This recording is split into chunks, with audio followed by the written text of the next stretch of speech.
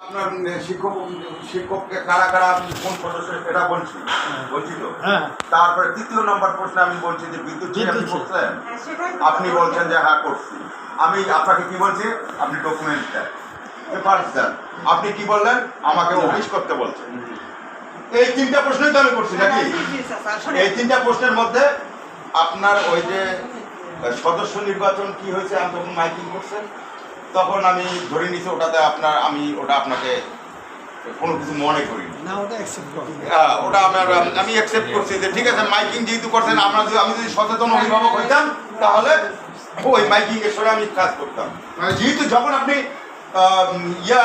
বিদ্যুৎ সেই কাগজ যখন, আমি তো জানি আমি 26 বছর আমি ম্যানেজিং কমিটির সদস্য, সভাপতি, সহসভাপতি, 26 বছর থেকে আমি আছি, মরম শিবলি সাদিক থাকি আছি। আমি গঠনতন্ত্র বুঝি, আমি গঠনতন্ত্র জানি এই স্কুল সম্পর্কে। আর এই জন্য আপনাকে আমি বলছি যে আপনি আমাকে মিটিংয়ে টাকাটা ভুল করছেন। তাহলে আপনার এই কাগজটা চাইতো না, ধরতো না, ওইভাবে এখানে একটা কথাবার্তা হইতো, হয়েছে হ্যাঁ আপনার হয়ে যায়।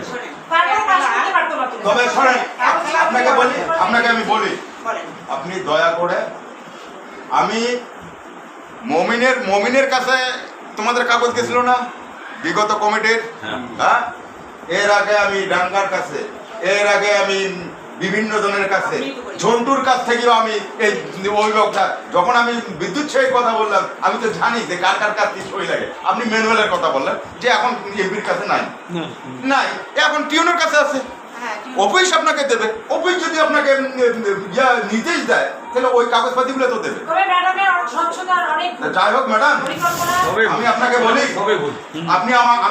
বলি, আপনারা এখানে আসছেন চাকরি করার জন্য, মাস গেলে বেতন পান। আপনার স্কুলের যে লেখাপড়ার মান কি সেটা আমরা কিন্তু আপনার এই পরিবেশ দেখলেই বুঝতে পারি। আপনার এলাকায় আমার স্কুলের যে প্রতিষ্ঠানের যে লেখাপড়ার মানটা কি হচ্ছে এটা আমরা পরিবেশ দেখলে বুঝতে পারি, আপনার কর্মকাণ্ড দেখলেই বুঝতে পারি। তা কাজেই আপনি শুধরে যান,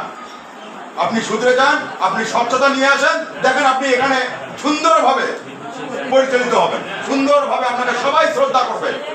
আমি যেখানে যাবো সেখানে শ্রদ্ধা আপনি পাবো না কেন? কাজেই এগুলো ঠিকঠাক করে আপনি আগামী দিনে এগুলো কাগজপাতি গঠনতন্ত্র যা করিয়ে আপনি মিটিং ডাকেন, আমরা সেখানে। আপনারা কি আমার মেহমান কোথায় আপনার তো একদিন থাকবে।